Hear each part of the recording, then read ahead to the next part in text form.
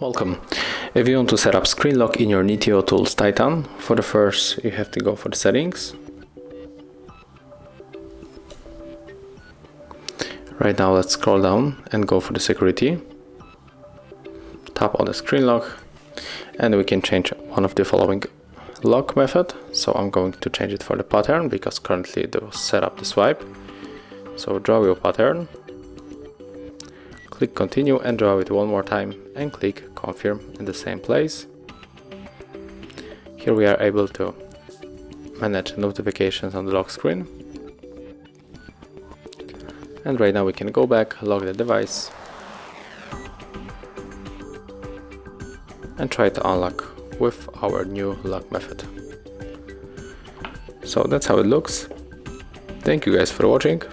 Leave thumbs ups, comments and subscribe to our channel.